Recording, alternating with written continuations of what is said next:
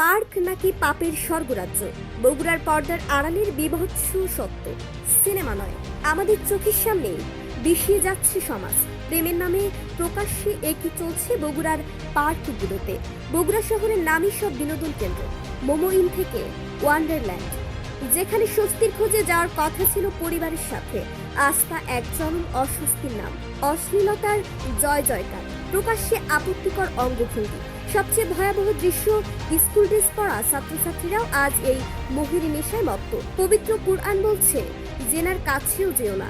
হাদিসে আছে, চোখের জেনাই হলো তাকানো, হাতের জেনা স্পর্শ।